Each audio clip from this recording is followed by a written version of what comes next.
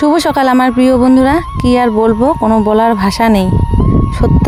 সত্যের পথে চলতে গেলে যে এত জীবনে বাধা বিপত্তি আসে তো আগে ভাবিনি।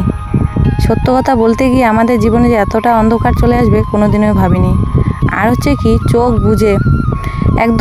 বুজে নিজের বাবা মাকে বিশ্বাস করতে গিয়ে আমাদের এই পরিস্থিতি। তো মানুষকে বিশ্বাস করা যায় না, এটাই সত্যি কথা।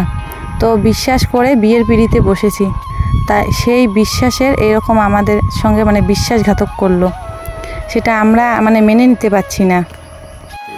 তো হচ্ছে কি, আমাদের যখন বিয়ে ঠিক হয়েছিল তখন আমার শ্বশুর বড় বড় মুখ করে বলেছিল যে 2 বছরের মধ্যে যদি অন্য কোনো চাকরি না হয় আমার চাকরি দিয়ে দেবো ছেলেকে। আর হচ্ছে কি, আমার যে বউয়ের চাকরি আমার শাশুড়ি মায়ের যে চাকরি আছে সেই চাকরি দিয়ে ওদের চলে যাবে।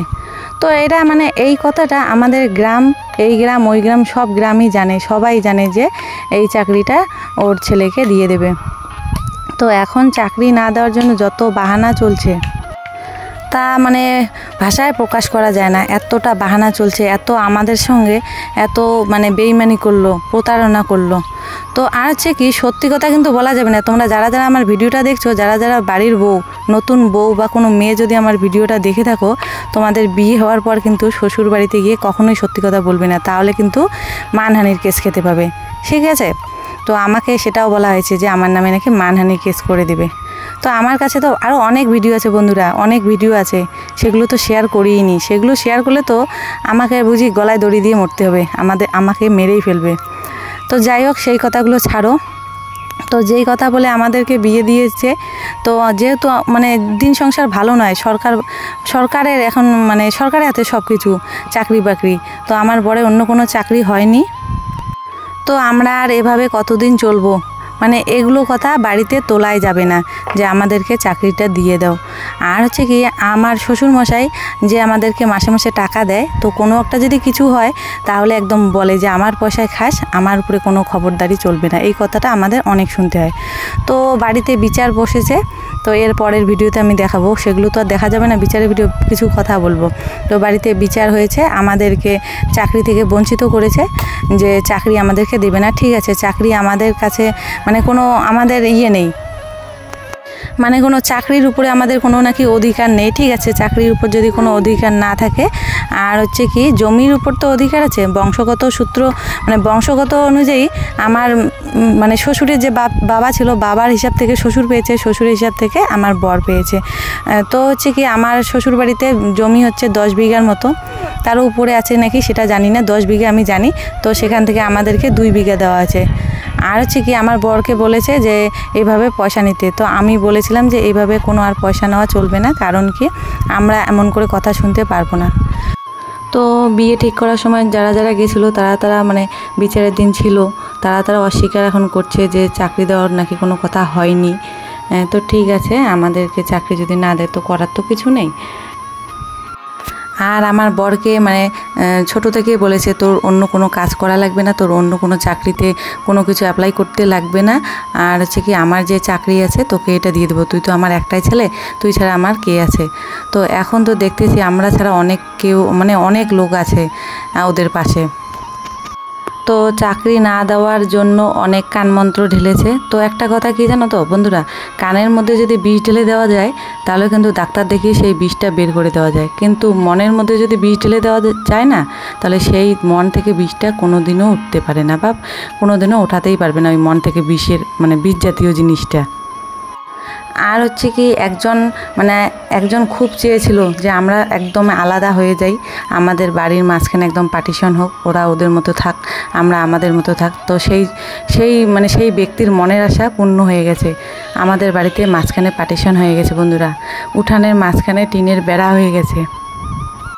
তো কয়েকদিন পরও হচ্ছে কলপারও হয়তো আলাদা হতে পারে, এক কলপার থাকবে না, আমাদের বাড়িতে 2টা কলের পার হবে, 2টা উঠান হবে, উঠানের মাঝখানে টিনের বেড়া দেওয়া হয়ে গেছে। তো সেই ব্যক্তির তো মনের বাসনা একদম পূর্ণ হয়ে গেছে। তো সেই ব্যক্তি চেয়েছিল আমাদের যেন চাকরি দেওয়া না হয়, তো সেটা সেই ব্যক্তির মনের আশা একদম পূর্ণ হয়ে গেছে, আমরা একদম আলাদা হয়ে গেছি, আমাদের সব থেকে বঞ্চিত করে দিয়েছে, সেই ব্যক্তির মনের আশা একদমই পূর্ণ। তো বন্ধুরা, আমাদেরকে ভালো না বাসুক নাই ওরা, তো আমার এই এরকম একটা ছোট্ট দুধের শিশু, তার সঙ্গে এত বড় বেইমানি ওরা করতে পারলো। তো ভগবান আছে, ভগবান দেখবে। তো আজকে হচ্ছে কি ন্যায় বিচার হয়নি তো কি হয়েছে, ভগবান আছে, একদিন না একদিন এর আমরা বিচার, সঠিক বিচার আমরা পাবোই। তো বিচারের মধ্যে আমাদেরকে কোনো কথা বলার সুযোগই দেওয়া হয়নি। তো এখন হচ্ছে কি আমি বুঝতে পেরেছি, যার টাকা আছে, যার ক্ষমতা আছে, তার কাছে সব কিছু আছে। আমাদের কাছে টাকা নেই, আমাদের ক্ষমতা নেই, তো আমাদের কোনো অধিকারও নেই। তো হচ্ছে কি ওরা হচ্ছে কি আমার এই যে বাচ্চার মুখ থেকে এত সুন্দর ডাক, ঠাম্মি, দাদা, তো এই ডাকগুলো না আর ওরা শুনতে চায় না। তো সেই জন্য ওরা বলেছিল মাঝখানে পার্টিশন দেওয়া হোক, উঠানের মাঝখানে পার্টিশন দেওয়া হোক, আমরা যেন ওদের ওদিকে যেতে না পারি, ওরা যেন এদিকে না আসে। তো এত বড় পাষাণ মন, এত বড় কঠোর, মানে পাথরের মতো শক্ত মন কিভাবে হতে পারে আমি তো বুঝতেই পারছি না। এতটুকু একটু দুধের শিশু এত সুন্দর করে ডাকে, এত সুন্দর করে খেলা করে, তো এই দিনগুলো ওরা কিভাবে ভুলে থাকতে পারবে? তো এগুলো কথা বললে না আমার চোখে জল চলে আসে। তো ওরা হচ্ছে কি ঠাম্মি, দাদা ডাক শুনতে চায় না, ওরা সবসময় শুনতে চায় দিদু, দাদু। তো ওদেরকে নিয়ে থাক একদম। এরপরে ভিডিও তোমাদেরকে দেখাবো কিভাবে আমাদের উঠানের মাঝখানে পার্টিশন দেওয়া হয়েছে। আর হচ্ছে কি এখন গ্রামের মধ্যে ছড়িয়ে দিচ্ছে ওরা নাকি বলেনি যে মাঝখানে পার্টিশন দেওয়ার কথা, তো সেটা ভগবান জানে। তো এত বড় একটা মানে চাকরি দেওয়ার কথা এত লোকের সামনে বলেছিল, এত বড় কথা একটা অস্বীকার করছে, এখন মিথ্যা কথা বলছে যে দেওয়া হবে না।